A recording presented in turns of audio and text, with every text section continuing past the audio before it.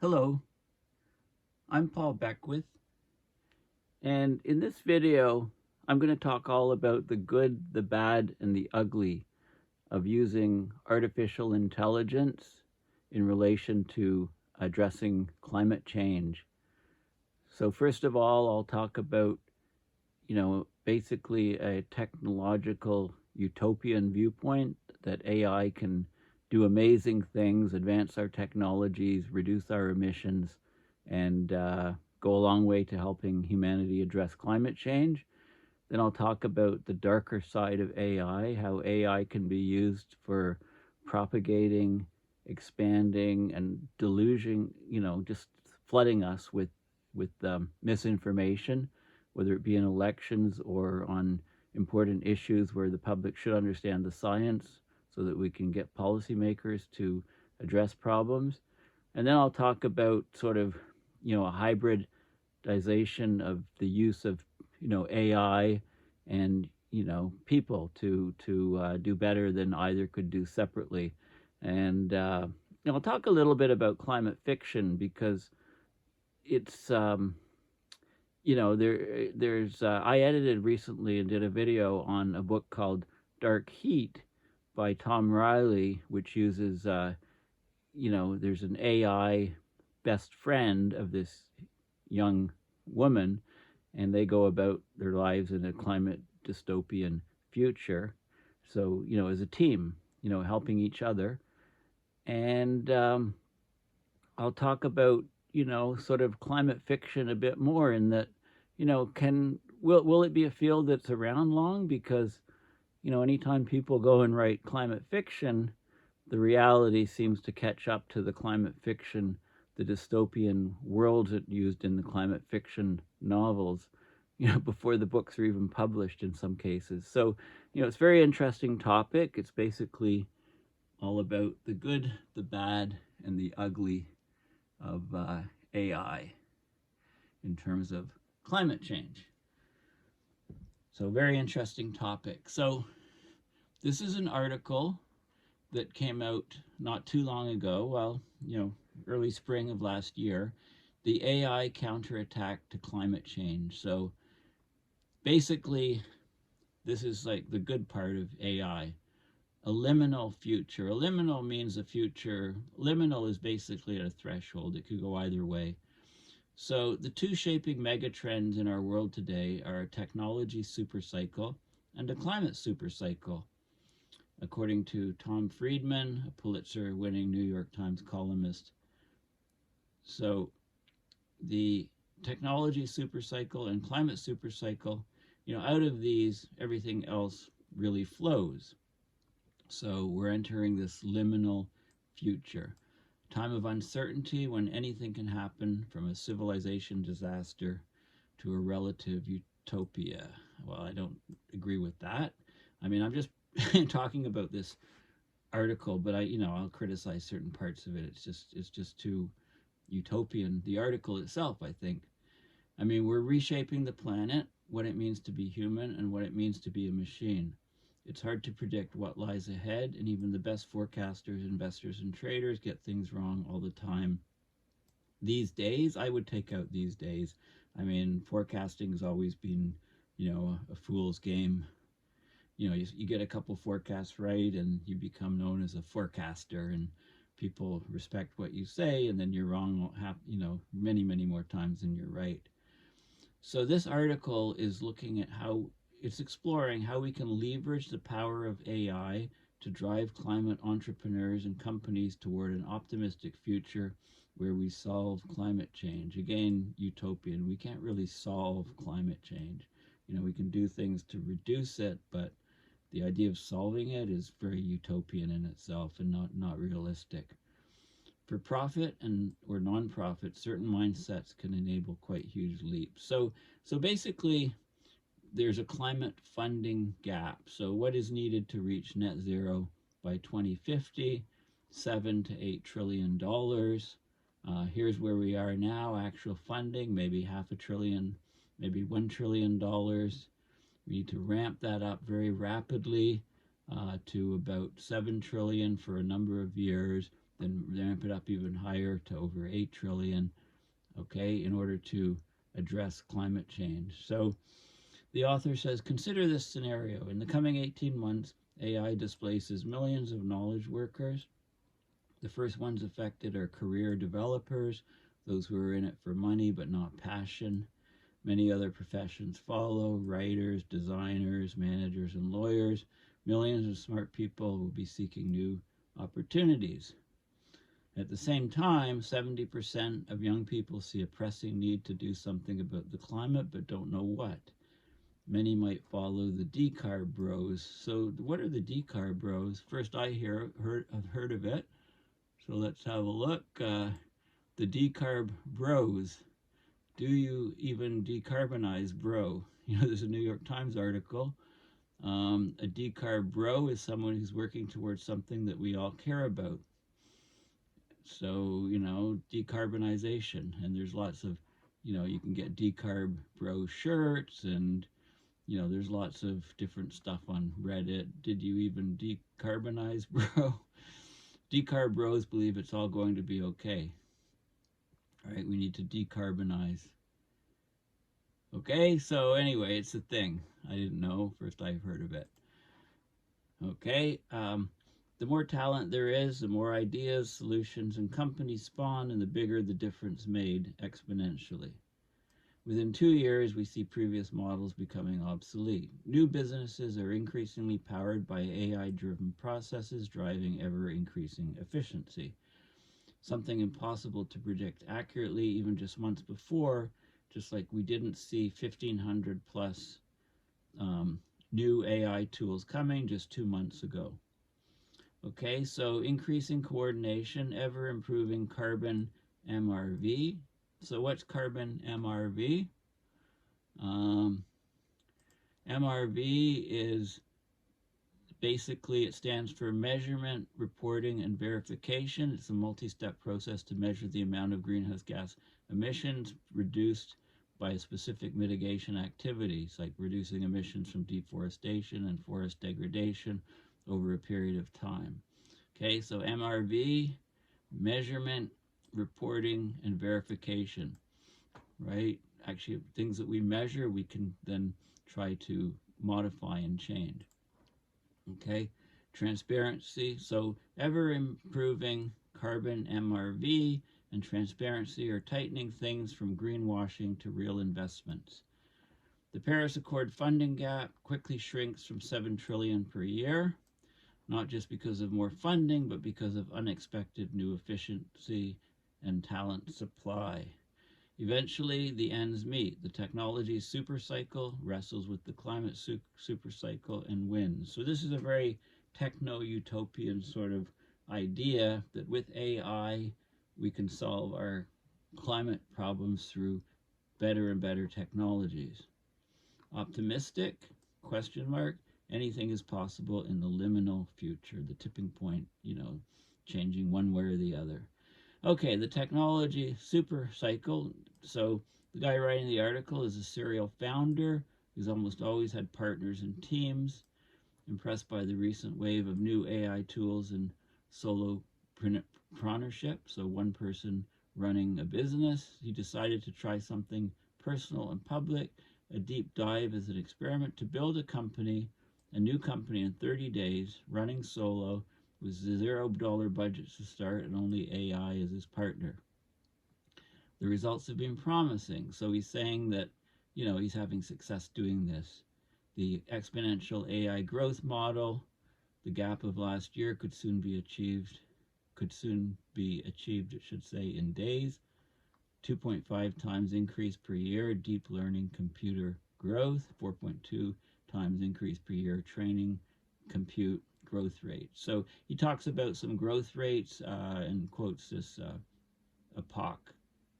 So I'll talk about the links. I'm going to go through the rest of this article and then talk about these other things he's talking about. So he's saying the technology super cycle is accelerating.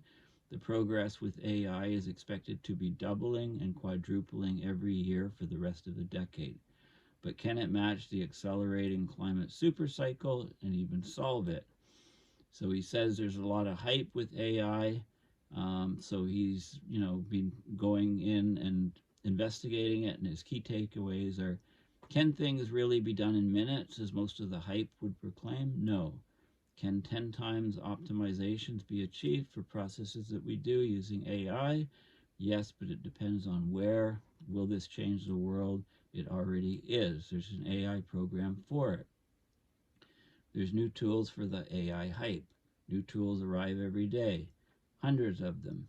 And I'll show you some links where he actually shows this.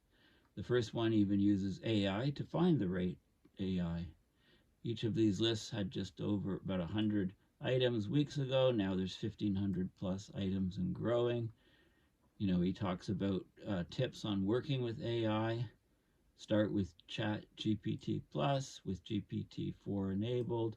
Master the prompting of it, and then just ask it to teach you something new. And he says it's got huge potential. And then, he's got, I don't know if he does this artwork or grabs it from somewhere, but he's trying to show, that a good future is possible using AI. And he says it's all in the teamwork, except the team's not all human. As someone working to solve climate change, you probably have a team. Your team members can use AI tools every day. Some tools will increase productivity 10 times, others only a 5% boost, others will make no difference. You should say others could actually destroy the team as well. And, he talks about team structures with AI, human partner, AI researcher, human analysis, and so on. So humans embedded with AI to get things done. What does this mean for a climate business?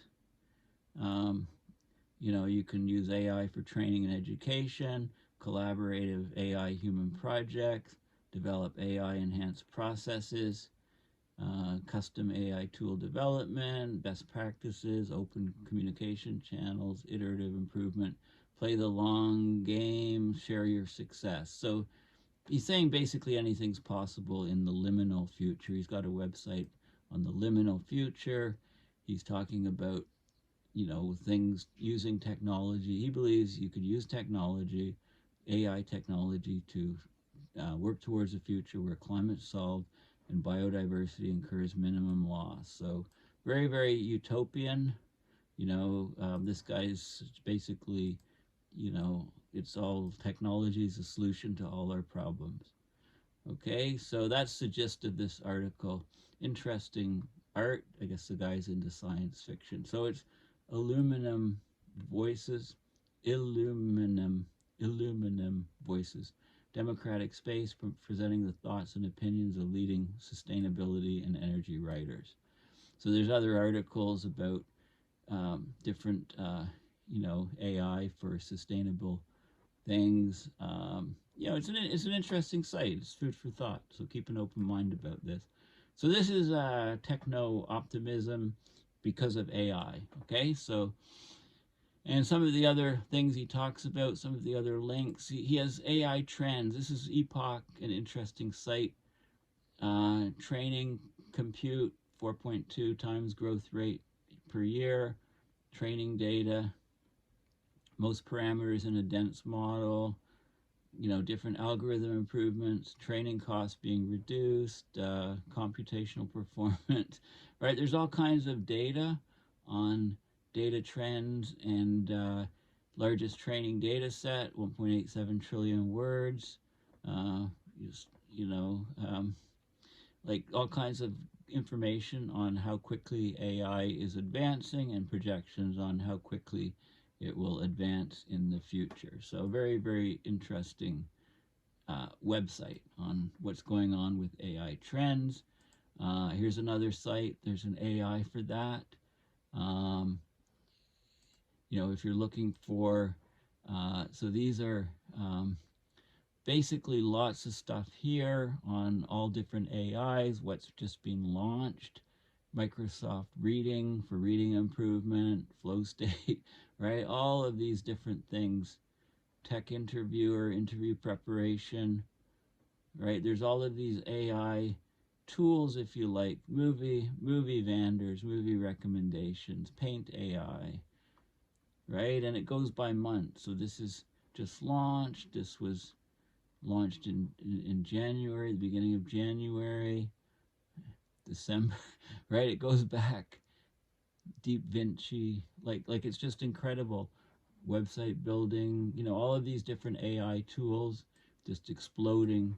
There's an AI for that. If you need to do something, check here. There's an AI for that.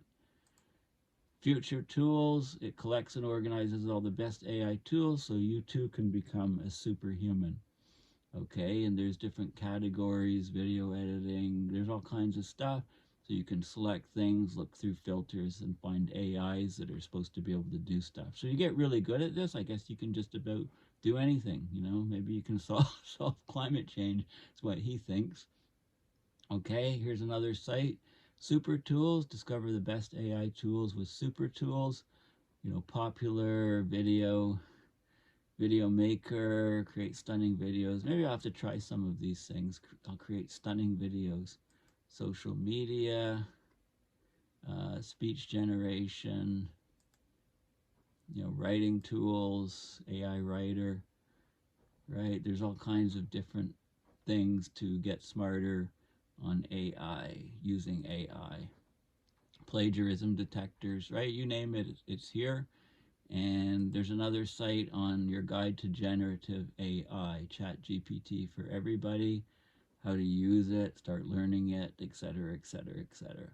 AI courses for every learner, ChatGPT, and learn from the best, right? Some people open it at OpenAI, who you can learn all about AI from. And there's all kinds of stuff.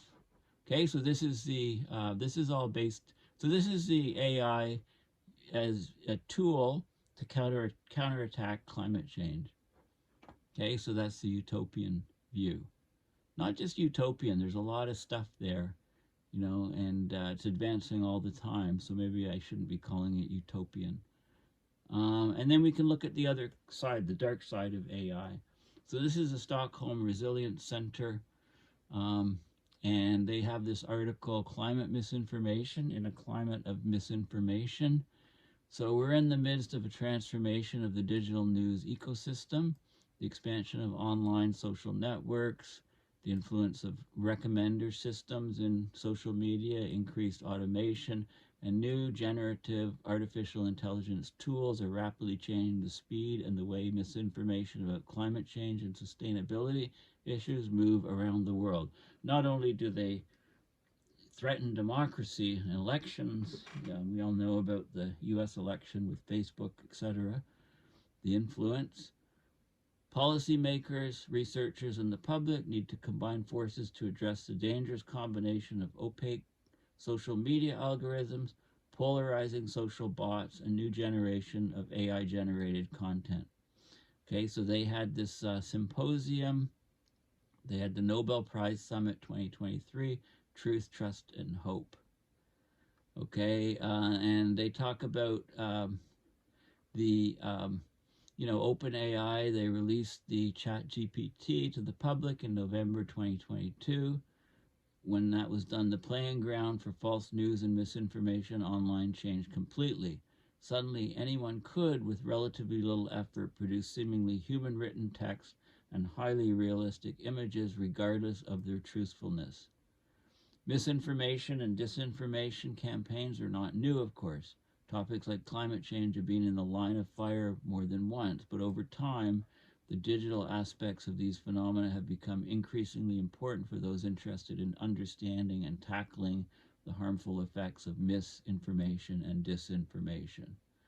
Right? We're in an increasingly connected world. Information can move effortlessly around the world in the blink of an eye. What we see on our screens every day is increasingly determined by recommender systems, systems designed to maximize engagement, at times favoring whatever creates engagement over truth.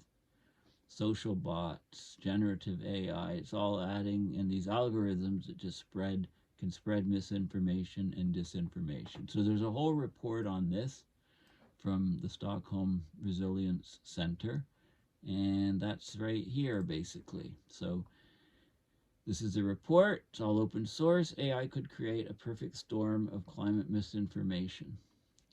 Okay, from Stockholm Resilience Center. And basically, they say, well, what is climate mis and disinformation? The neuroscience of false beliefs. There's a whole bunch of different fascinating um, chapters. So let's have a look at some of them. So AI could create a perfect storm of climate misinformation, right?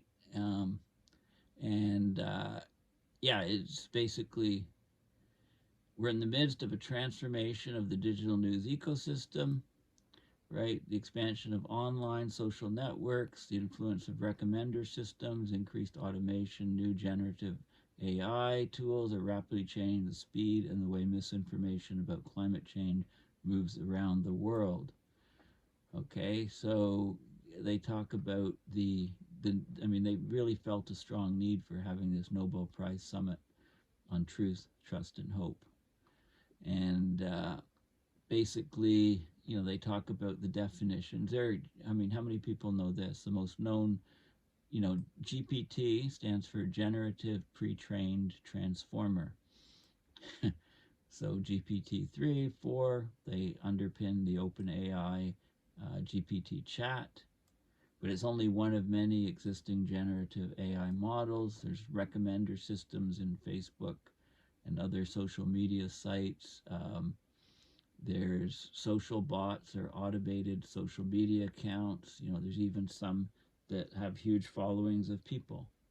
Um, and algorithmic systems or the multiple algorithms that are running social media platforms that actually can be utilized to spread misinformation. Okay, so there's all of these things. So, we're obviously facing, our living planet's facing a multitude of intersecting crises, climate change, loss of biodiversity, inequality, pandemics, and war, and conflict are just a few of them. In these times of turbulence, it's vital that decisions about our common future are well grounded in science. False information and intentional attempts to manipulate public opinion pose serious risk to our joint capacities to create a safe and just future for us all. So manipulating public opinion is nothing new. The advertising industry does that very thing, trying to sell you products, right? We all know about the ideas of propaganda, how strong it can be, repetition of things. I won the election, I never lost, they cheated, right? Said over and over a million times, seems to make it true in the eyes of a lot of people, right? So people are easily manipulated. They need to be inoculated against the misinformation and disinformation. Scientists engaged in science communication face an increased number of attacks in social media as they struggle to inform the public to mitigate the spread of fake news and misinformation. Elections are at threat.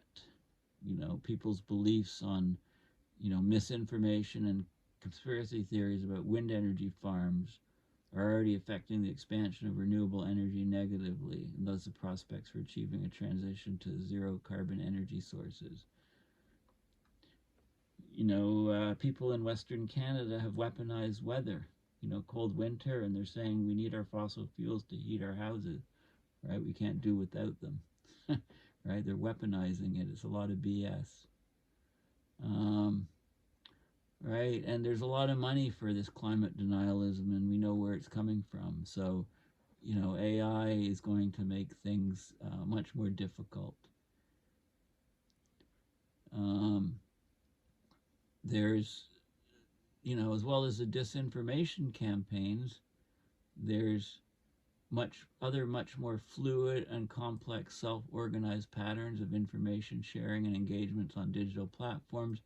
In the case of fossil fuel companies' documented attempts to influence public opinion on climate change issues, their agency is straightforward, but the type of mis and disinformation that flows effortlessly across social media platforms like Twitter, TikTok, and YouTube is another type of beast, right? So there's things that are done with a clear intent plan and coordinating agent. There's also governments that are spreading it in other countries, and it's a real mess.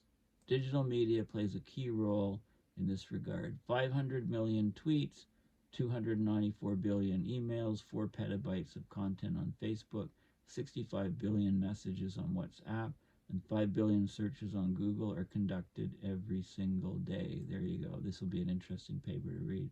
Howard 2020. Social media like Facebook, Twitter, and Instagram is particularly important in this context. Survey data shows that between 40 and 60% of adults in most developed countries receive their news from social media, right? And there's mobilization and protest resulting in organized on social media. Okay, so there's all this going on. They look at the neuroscience of false beliefs. What we believe is not only a result of our own reasoning, but also of the beliefs of people around us. I think I'm pretty much immune to that. You know, like if you're used to, follow the peer pressure. Um, I've always been a bit of an outcast from peer pressure, so I think I'm a bit immune from that. But most people, um, they really follow, their beliefs are very much dependent on the beliefs of people around them. Our brains are wired to consume information that is liked by our peers. That way, social reinforcers online in the form of likes, comments, and shares can build a basis for what individuals believe to be true or false.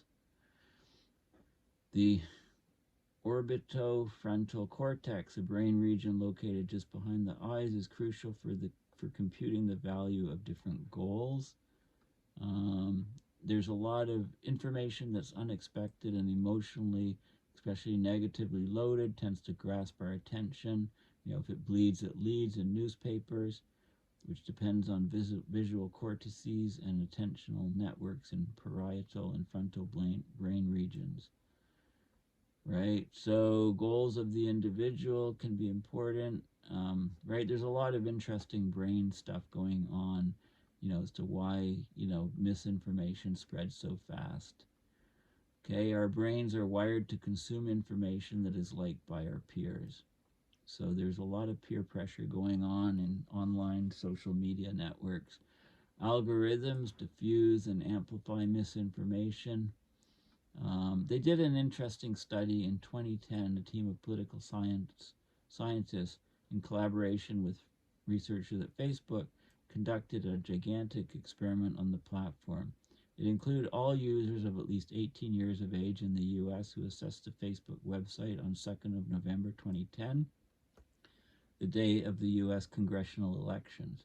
This is a 61 million person experiment. So what they did is they had a single tweak in the newsfeed of users, adding a I voted button and information about friends who had voted, and they found that increased voter turnout by 2.08%. Right? Just that alone. So, you can really affect people. You can affect elections. I mean, the recommender systems are huge. Social bots can mimic human behavior online, fool people about things. Right. I can't see, this is out of focus, and it's not me, it's in the report. There's people recommender systems, for example, like people you may know on Facebook or who to follow on Twitter, shape social network structures as influencing the information and opinions a user is exposed to online.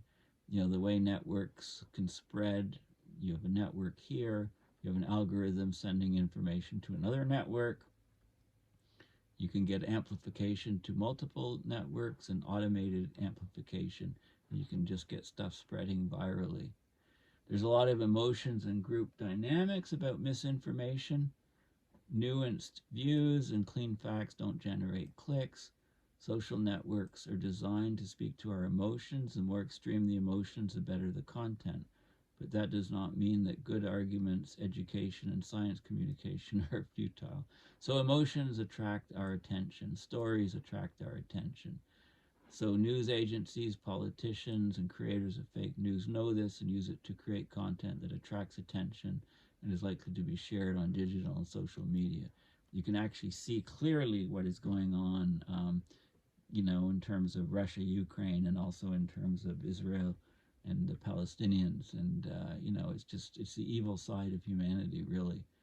Humans are social animals, and things that make us feel part of a group, that is, increase our group status or decrease the status of an outgroup, are highly motivating for us, and so on. So there's all kinds of details. People's anger after reading false news can occur because they recognize it as misinformation and disagree.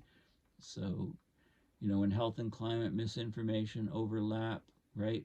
Health and climate are two topics that often are affected by mis and disinformation. When the two overlap, a perfect storm for false claims can grow. Experiences from the digital backlash that followed the launch of the planetary health diet can teach us important lessons. So there was a groundbreaking study in Lancet in 2019 on how humanity can eat to be both healthy and live within planetary boundaries.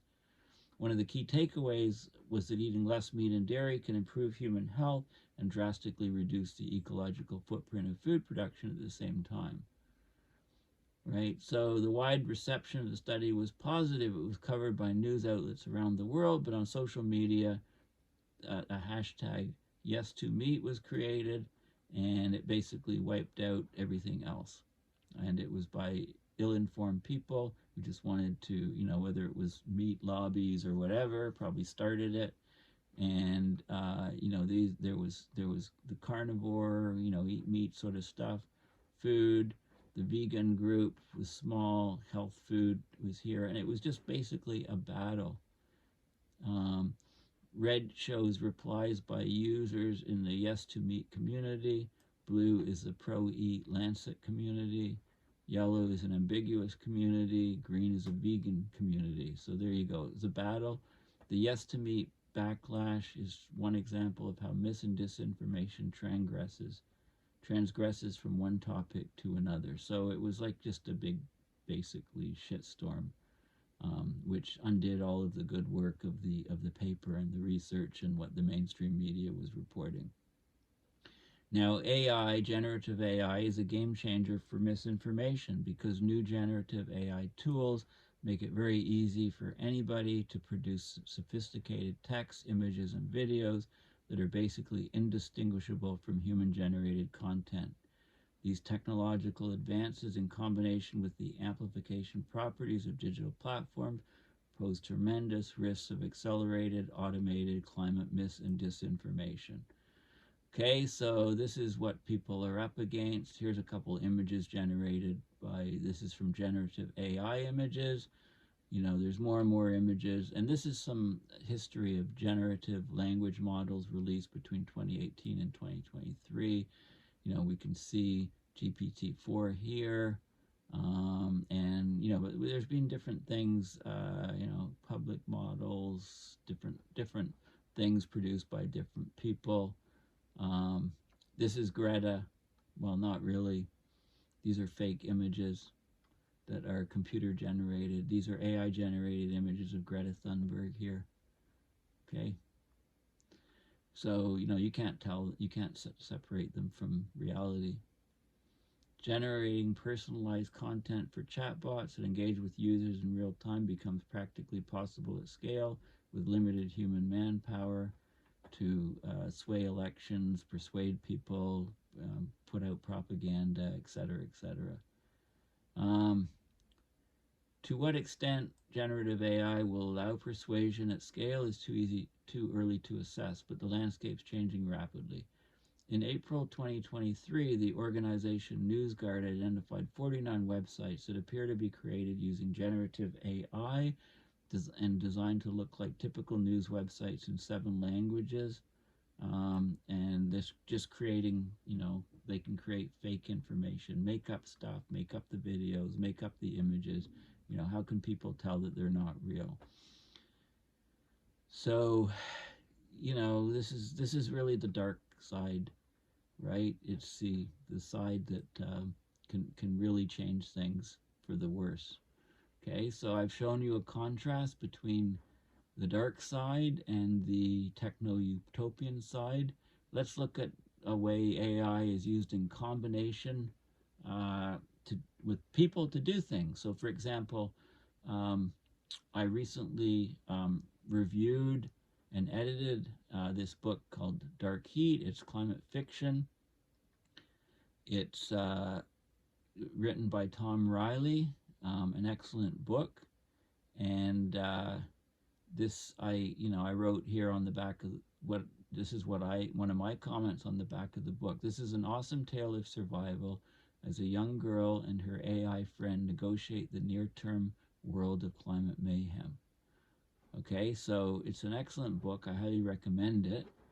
Um, and it combines AI humans as friends, right? Working in a near future where climate change has hit hard and hit hard.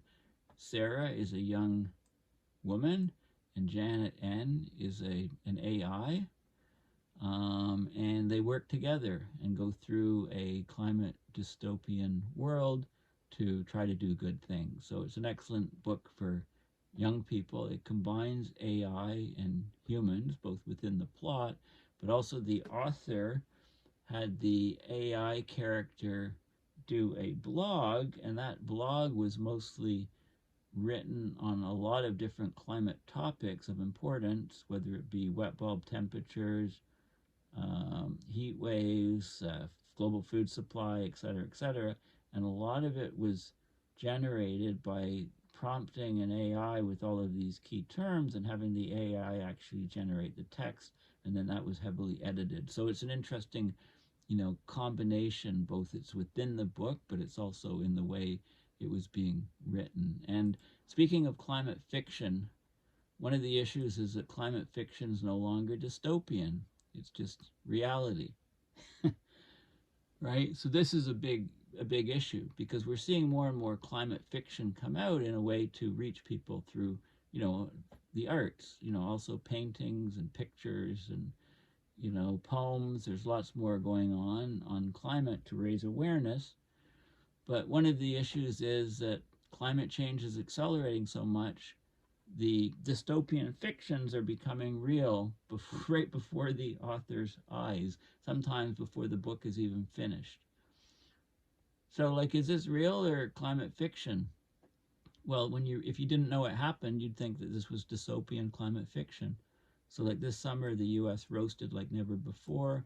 People got third-degree burns from simply falling onto hot pavement in Arizona. They filled up all the beds in the burn center at Maricopa County's burn center. High humidity teamed up with the worst heat wave in the Midwest to send the heat index, or the feels like temperature, soaring above 130 Fahrenheit. So this exceeded wet bulb temperatures. People just couldn't handle it. So record numbers of heat-stricken people went to emergency rooms. Some people died. Off the coast of Florida, the ocean warmed to hot tub temperatures. There was mass death in the coral reefs. All these things were happening, right? And if somebody wrote a climate fiction and had these things happening like 10 years or 50 years or whatever, well, the things are happening already. So how do you write a fiction about it? Right? Some scientists are now calling summer the danger season, right? The flash drought in Maui turned the invasive grasses into kindling, priming the way for a fast-moving blaze that basically destroyed Lahaina, one of the deadliest fires in American history. More than 1,000 fires burned across Canada's forests, scorching 7 times the acreage that usually burns in a year. Disasters began to escape their usual geographical and seasonal confines, so the Canadian wildfire smoke traveled south and smothered New York, Washington, D.C., and Chicago. It was a rare tropical storm in Southern California. Wildfires scorched the bayous of Louisiana, which are wetlands, basically. They don't burn normally. So what once sounded outlandish, like material for a dystopian novel, is looking more and more like reality. So what is a writer of fiction supposed to do? So there was, if you look at some of the fiction in the past, for decades, authors have speculated what the world might look like when the climate from hell arrives. So consider the novel American War by Omar El-Akkad, set in 2074 during the outbreak of a civil war set off by a ban on fossil fuels, when Florida is erased from the map and Louisiana is half underwater from sea level rise. So the book was published 6 years ago. Since then, the U.S. has become the most deeply polarized democracy in recent history. Heat waves and other disasters are going gangbusters. So Earlier this year, the magazine Writer's Digest called American War an all too realistic cautionary tale. You know, it's supposed to be total fiction. It wasn't supposed to be realistic at all, right? As more catastrophes happen in the real world, science fiction stories, become the near future, not the far future. The author, thought that none of these things would happen, but because they're happening in now, is terrifying to the author of the American War. I'll have to read it. It sounds like an interesting book. You know, global warming doesn't feel slow and steady. It feels like falling down the stairs with big drops to shake your expectations. One moment you're taking a nap in your house, the next you're running for your life from a wildfire. Right? El Nino has added extra heat. Climate's warming like crazy. We passed 1.5 degrees for 2023. Things are super acceleration mode. The disasters this summer serve as a preview of what the world could see during a typical year in the early 2030s. We no longer need authors or scientists to imagine it. Real world experience does the trick for anybody who's paying close attention. Right? For a long time, readers could return from their climate fiction to a real world in which they could imagine that the people whose lives are wrecked are always going to be someone else. Right? This is key. These disasters are always happening to someone else. Well, not anymore. This is what Kim Stanley Robinson, he's written a number of novels about climate, including I've read The Ministry for the Future, excellent book. New York 2140, I haven't read. He said now, as more catastrophes happen in the real world, science fiction stories about the near future, what we now have to call climate fiction, these are simply realism. Like, look, is this from a dystopian novel? Is this from a zombie movie? No, this is burned cars and homes in Lahaina, Hawaii this last summer. So there's, Octavia Butler's book, Parable of the Sower, a dystopian novel written in 1993, traces the journey of a teenager migrating north away from a drought and fire-stricken California. If there's one thing scarier than a dystopian novel about the future, it's a dystopian novel that was written in the past that has already begun to come true. According to that's what Gloria Steinem, the feminist activist, observed in 2016. The Deluge. I have that book. Haven't read it yet. Stephen Markey is the author. He had to keep revising drafts. It's a thick book, nearly 900-page book. There's disasters from the dust storm of 2028 to a super hurricane that reduces the Carolinas to rubble in 2039. When he was revising the book in June 2021, a freak heat wave hit the Pacific Northwest, sending temperatures to 121 Fahrenheit in BC, off the charts of what climate scientists thought was possible at the time. So looking back at the draft, he said that what once seemed like surprising temperatures for the London and DC of the future all looked so silly, right? Once or twice a week, someone sends him a message suggesting that reality is starting to parallel his book, like the Lahaina fire, for example, similar to his book's LA Fire of 2031, right? He said, what I've sort of had to accommodate myself to is that my novel is going to be coming true for the rest of my life, right? So for many Americans, the summer of 2023 could be remembered as a time that climate change became personal. At the end of June, 110 million people, more than a third of the U.S. population, were subject to air quality alerts as smoke from Canada drifted across the eastern half of the country. As July came to a close, 170 million Americans were under a heat alert. In late August, 130 million faced heat warnings. By the end of the summer, virtually no corner of the country had been left untouched by extreme weather, and no part of the globe either. 98% of the world's population was exposed to hotter temperatures linked to climate change. Okay, so the Ministry of the Future, it starts with a heat wave in India that causes the swift death of 20 million people. The rest of the world basically shrugged its shoulders, but the catastrophe caused a political shakeup in India. And then, there are things like, he talked about, parties being voted in, different technologies being used, a carbon coin to incentivize reducing and sequestering carbon, scientific, attempts like to save the glaciers by pumping out the water beneath them, allowing them to refreeze to rock, et cetera, et cetera, et cetera. So, but basically, there is some. Robinson did say that international treaties that are occurring now he didn't expect to see. So, in his book he wrote about 2030s as the zombie years, but he's saying that, governments now are acting a bit faster than they did in the book. Polls show that half of Americans are already convinced that people are being harmed by global warming right now. And I talked about a recent poll, of people around the world that have concern about losing their houses was what I was talking about. So yeah, the sense that we're living on a hotter planet has prompted some authors to question whether climate fiction can last. Like, can we even have climate fiction, right? When we have all of these disasters going on. So there's another book called Annihilation on climate fiction. There's Children's Bible.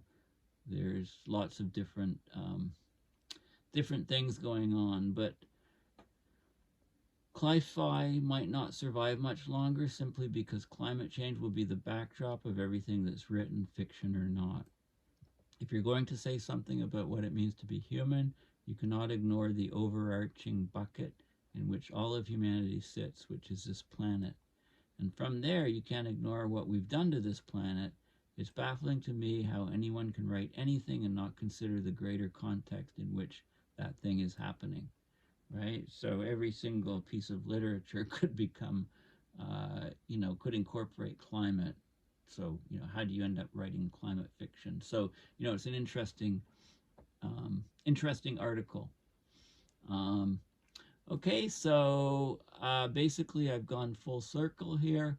I talked about AI as being used to counterattack climate change, talked about the dangers of AI with climate misinformation. I've talked about cooperation of AI and humans in some fiction. And I've talked about the idea that climate fiction is not really dystopian any longer. It's just turning into reality. So thanks for listening, and please consider donating to my website, paulbeckwith.net, to support my research and videos at via my PayPal account. Thanks again. Bye for now.